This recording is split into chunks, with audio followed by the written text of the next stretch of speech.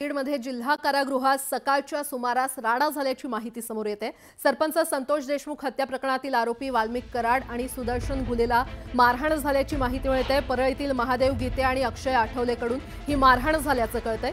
बीड जिल्हा कारागृहात कैद्यांच्या 2 गटांमध्ये वाद झाल्याची सूत्रांची माहिती आहे। आज सकाळी या जेलमध्ये वाद झाला आणि यावेळी जेल पोलिसांनी वेळीच मध्यस्थी केल्यानं मोठा अनर्थ टळल्याची ही माहिती समोर येते। दरम्यान सरपंच हत्या प्रकरणात अटक असलेल्या परळीमधील आरोपींमध्ये हा वाद झाल्यानं आता नव्या चर्चांना उधाण आलंय। आणि या संदर्भात अधिक माहिती देत आहेत आमचे प्रतिनिधी सुरेश जाधव आपल्यासोबत जोडले गेलेले आहेत। सुरेश, नेमकं काय घडलंय?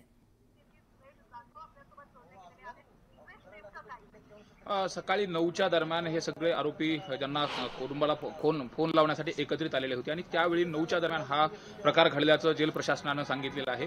विशेष म्हणजे यामध्ये 2 ज्या टोळ्या आहेत त्या आमने सामने आल्या आणि त्यामध्ये मारहाणीची घटना घडली।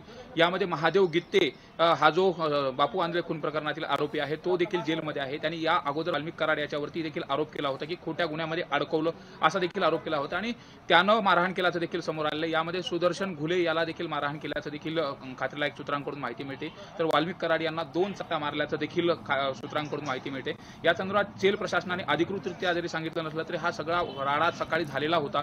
या संदर्भात मात्र त्यांनी सगळी पुष्टी दिलेली आहे आणि आता ज्या घटना घडली होती, मारहाणीचा जो प्रकार घडला होता त्यामध्ये आरोपींचे जॉब घेऊन त्या संदर्भात शिवाजीनगर पोलीस ठाण्यामध्ये गुन्हा दाखल करण्याची प्रक्रिया देखील जेल प्रशासनाच्या वतीने करण्यात आली आहे।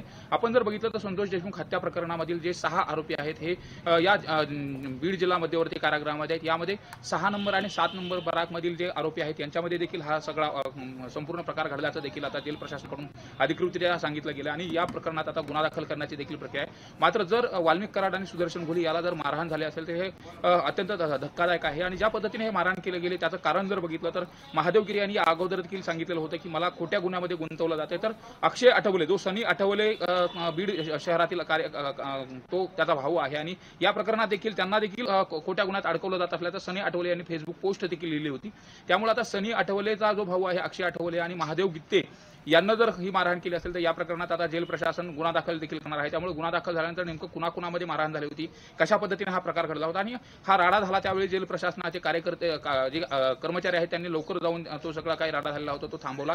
मात्र त्यामुळेही मोठा जो अनर्थ आहे तो टळलेला आहे। मात्र जेल प्रशासनामध्ये अशा पद्धतीने घडल्यामुळे याची खूप मोठ्या प्रमाणात चर्चा होती। या प्रकरणात आता वरिष्ठ अधिकारी याची चौकशी करणार का, नेमकी मारहाण झाली होती तर मारहाण कुणाला झाली, कशा पद्धतीने झाली, कुठल्या कारणाने झाली, ही कारणं देखील आता गुन्हा दाखल झाल्यानंतर त्यातून समोर येणार आहेत। शिवाजीनगर पोलीस स्टेशन जे बीडमधलं आहे त्या ठिकाणी ही गुन्हा दाखल करण्याची प्रक्रिया सुरू आहे। आता जे वरिष्ठ तुरुंग अधिकारी इथं मुलानी म्हणून आहेत त्यांच्याकडून ज्यांना मारहाण झाली त्यांचा जॉब घेण्याचं सुरू आहे आणि हे जॉब घेतल्यानंतर पोलीस स्टेशनमध्ये गुन्हा दाखल केला जाईल आणि त्यानंतरच नेमकं हे काय प्रकरण हे समोर येईल। बरं।